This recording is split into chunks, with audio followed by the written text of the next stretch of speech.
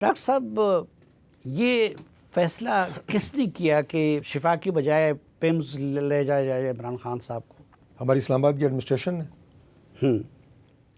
اور دوسری بات یہ ہے کہ تو اس ایڈمنسٹریشن کے ہیڈ محسن نقوی صاحب ہے، تو ان کی درخواست میں وہ شامل کیوں نہیں ہے توہین عدالت کی طرف؟ دیکھیں ایڈمنسٹریشن کا ہیڈ ہونا تو پھر آپ اوپر ہائرارکی میں چلے جائیں گے تو یہ ڈفرینٹ لیئرز ہوتی ہیں نا ایڈمنسٹریشن کی.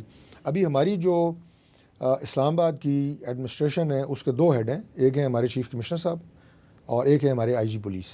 تو یہ بنیادی طور پہ دو ہمارے وہ افسران ہیں کہ جو ذمہ دار ہیں اوور آل ہماری اسلام آباد کی تمام ایڈمنسٹریٹو اینڈ سیکیورٹی ارینجمنٹس کے. اور ظاہر ہے باقی سیکیورٹی کے ادارے ان کی ہیلپ کرتے ہیں جہاں انہیں ضرورت ہوتی ہے. تو وہاں پہ اس دن جتنا بھی انتظام کیا گیا تھا شفا میں وہ سارا ہمارے ان دو افسران کے ذمہ تھا، اور انہی کا ڈیسیجن تھا کہ اس وقت یہاں پہ جو حالات ہیں سیکیورٹی کے وہ موزوں نہیں ہے کہ عمران خان کو یہاں لایا جائے یا رکھا جائے. تو لہٰذا ایک آلٹرنیٹ ارینجمنٹ ہم نے پمز میں بھی کیا ہوا تھا. پرائم منسٹر اور وزیر اطلاعات کو کیوں فریق بنایا گیا ہے؟ نہیں، ہم نے تو نہیں فریق بنایا. انہوں نے ہماری پٹیشن میں تو وہ نہیں ہے. دیکھیں وہ تو کسی کو بھی بنا سکتے ہیں فریق. وہ تو اس میں دیکھیں نا صرف ایک لیگل اسپیکٹ نہیں ہوتا نا جو اپوزیشن کی پٹیشنز ہوتی ہیں، اس کا ایک پولیٹیکل اینگل بھی ہوتا ہے. تو آپ یہ سمجھیں کہ یہ جو نام جو آپ نے دو لیے ہیں انہیں فریق بنانے کا مقصد جو ہے یہ میڈیا چینلز کی ہیڈ لائنز بنانا ہے، باقی اس کا گراؤنڈ ریالٹی سے یا لیگل اسپیکٹ میں اس کا کوئی تعلق نہیں ہے اس پٹیشن سے. وہ خطرہ تو نہیں ہے کہ بیان شہباز شریف صاحب یوسف رضا گیلانی بن جائیں گے؟ نہیں، دیکھیں عمران خان صاحب کی جیل سے اسپتال منتقلی، ان کا علاج اور ان کی واپسی، اس کا پرائم منسٹر آف پاکستان سے کوئی تعلق نہیں ہے. نہ وہ اس کسی فیصلہ سازی کے عمل میں وہ شریک تھے. انہیں علم میں ضرور لایا گیا ان کے کہ یہ اسٹیپس ہو رہے ہیں، لیکن یہ فیصلہ انہوں نے کیا جو فیصلہ ساز تھے اور جو ان تمام معاملات کے انچارج تھے. مولانا فضل الرحمان صاحب آپ لوگوں سے روٹ گئے ہیں اور دوسری طرف چلے گئے ہیں، تو اب کچھ خطرہ محسوس کر رہے ہیں آپ لوگ؟ دیکھیے مولانا صاحب ہمارے بڑے ہیں، ہماری جو لیڈرشپ ہے ان کی بہت احترام کرتے ہیں، آپ بھی جانتے ہیں. اور اس سے پہلے بھی مولانا صاحب کبھی کبھی کوئی گلہ مند ہو جاتے ہیں، خفا کا لفظ تو میں نہیں استعمال کروں گا، تو ہم انہیں منا لیتے ہوتے ہیں. انشاءاللہ اس دفعہ بھی منا لیں گے. نہیں، اس مرتبہ تو انہوں نے دوسری جگہ وعدہ وعید کر لیا نا.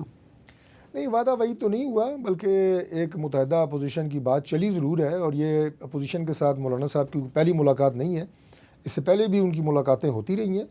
اور متحدہ اپوزیشن ہو یا ایک دوسری جو انہوں نے بنائی ہوئی ہے تحریک تحفظ آئین پاکستان، تو یہ تو بنتی رہتی ہیں. صاحب یہ تو کوئی ایسی بات نہیں ہے کہ کسی بھی حکومت کے لیے اپوزیشن کا اکٹھا ہونا یا اپوزیشن کی ریلیاں یا لانگ مارچز کوئی نئی بات ہو یا کوئی نیا چیلنج ہو.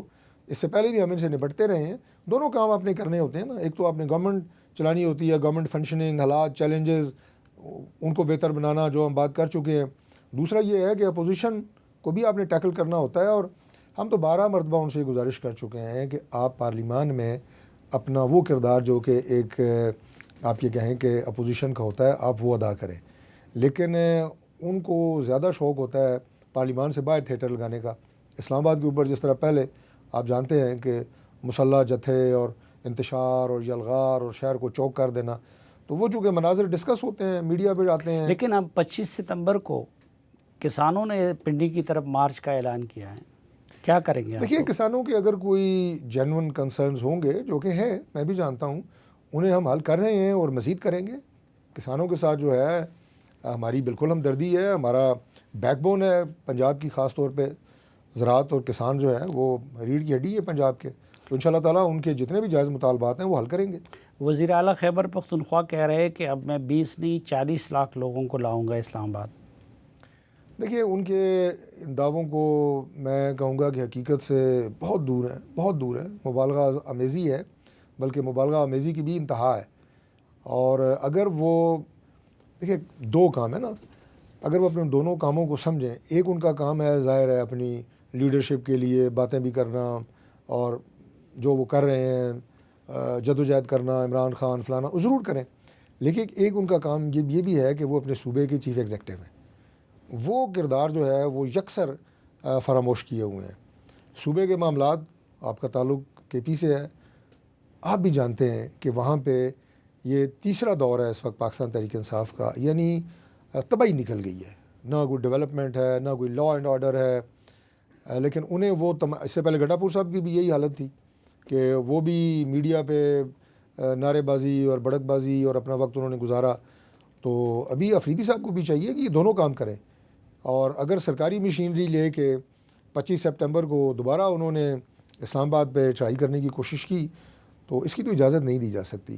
یہاں اسلام آباد جو ہے پاکستان کا دارالخلافہ ہے، یہ اس لیے نہیں ہے کہ کیسے یہاں پہ روکیں گے اتنے لوگوں کو؟ اتنے لوگ ہوں گے ہی نہیں صاحب. یہ تو میں نے آپ کو بتایا ہے نا کہ مبالغہ آمیزی کی انتہا ہے جو انہوں نے کی ہے. ان کے ساتھ اس سے پہلے بھی بڑے بلند و بانگ دعوے ہوتے رہے ہیں کہ ہم اتنے لاکھوں لوگ لے کے آئے ہیں. جو لوگ آتے ہیں ان کے ساتھ وہ بھی آپ کو پتہ ہے سرکاری مشینری ہوتی ہے، ان کے ساتھ اساتذہ اور ان کے مختلف محکموں کے ملازمین جو ہیں. یہاں اسلام آباد میں آپ کو پتہ ہے کتنے اریسٹ ہوئے ہیں، سینکڑوں ہزاروں کی تعداد میں لوگ یہاں پہ جو ہے وہ ان کے ساتھ آتے ہیں جو سرکاری ملازمین ہوتے ہیں. تو یہ انہیں کرنا نہیں چاہیے. لیکن یہ صرف ہماری حکومت نہیں، کوئی بھی گورنمنٹ ہو وفاقی دارالحکومت میں امن و امان کی صورتحال کو کنٹرول کرنے کے لیے وہ اپنے تمام وسائل استعمال کرتی ہے، اور پنڈی ہم بھی میں کریں گے. 245 کے تحت فوج کو کیوں بلایا گیا؟ دیکھیں اس کی وجوہات تو پنڈی کی ایڈمنسٹریشن ہی بتا سکتی ہے. مجھے یہ نہیں پتا کہ انہوں نے طلب کیا ہے تو کیوں کیا ہے، لیکن یہ تو مختلف اضلاع میں یا مختلف ڈویژنز میں کئی دفعہ ایسے ہوا ہے کہ انہوں نے اپنے ایڈمنسٹریٹو اس کے لیے کنٹرول کے لیے یا لا اینڈ آرڈر کو مینٹین کرنے کے لیے آرمی کو طلب کیا گیا ہے. لیکن ایگزیکٹلی مجھے نہیں پتا کہ پنڈی میں کس لیے انہوں نے طلب کیا ہے. ٹھیک.